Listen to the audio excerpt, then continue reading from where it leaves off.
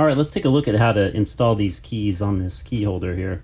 First of all, when you received the key holder, it should have came in this sort of shape right here. It's put together already, kind of, with the posts and spacers on the inside. Plus, you should have received an extra bag full of parts. Let's take a look at that really quick. Should have had one of these in the package.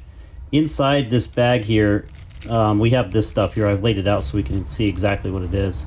You got some extra posts, screws, and spacers. Those things, they're just extra parts for this in case some of those things get lost. The rest of the parts, these O-rings and the washers, we'll need those to install the keys. So let's take a look here. To get started, you first want to undo these screws with just a normal screwdriver. I have one taken apart over here already to save time. So once you get it apart, kind of split open here, you'll notice that there's spacers on 2 of the posts, and you have 3 posts. Each one of these posts can hold up to 5 of the normal size keys like this. If you're trying to put on kind of the thicker car key, obviously it's not going to hold very many. I'd probably go like 1 of these per post if that's something that you're going to do. So we'll take a look at installing 3. As we say on the website, this thing's really optimized for like 4 to 7 keys. Although with each post holding 5 keys, you could, in theory, have 15 different keys on here. Although with that center one, I don't know, they wouldn't really hide that well. I wouldn't recommend it, but if you wanted, you could. So let's take a look. We'll install these 3 keys. You can kind of tweak it to however you see fit. So let's start out. Take a look at the O-rings. Basically what these O-rings do is they take up space on the post so that the keys fit tight. As I said, the post will hold 5 of these normal size keys, and the width of each one of these O-rings is about a key width. So what I would do is take 5 minus the however many keys you're going to put on, and then fill the rest with O-rings. So in this case, I'm going to install 3 keys, so I'm going to need 2 O-rings. And then also, I would put, well, the reason for these washers here is to kind of prevent the keys and such from rubbing on the carbon fiber. As you see, there's 6. So I would put one of these down before the O-ring and then put the keys on. So we'll go washer,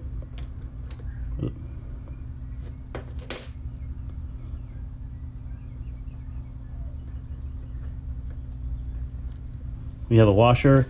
We know we need 2 O-rings. I want it centered, so I'll put one of the O-rings down. Pop the keys on to the post. 2, 3. Put another washer.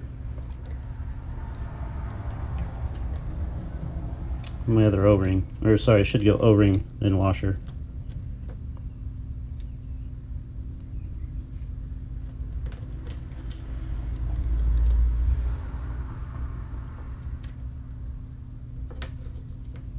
Then for these guys, we want the width equal across the whole key holder. So you put one of these spacers on each post to hold it. If you notice, there are different thicknesses available here.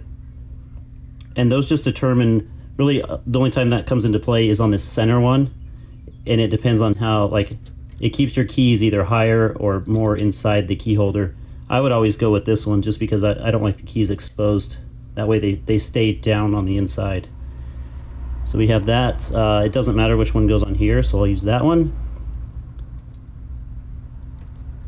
Put this back on here.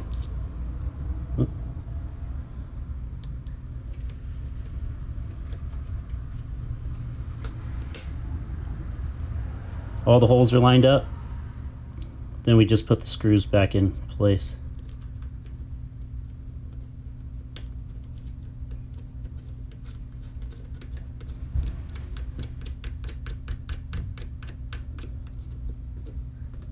Replace all 3. I won't do that just to save time.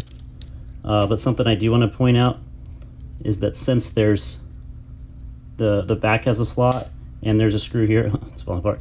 You might need to get a second screwdriver to hold this one in place, although most of the time you don't have to get it all that tight. You can just use a kind of hold it with your finger and then tighten it up with a normal screwdriver.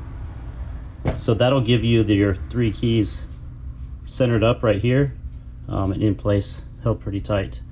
If you needed to do more keys, you just put them on the other post back here. So hopefully that makes sense. If you have any more questions, just hit us up and we'll get back to you and make things a little bit more clear. Thanks a lot. Take care.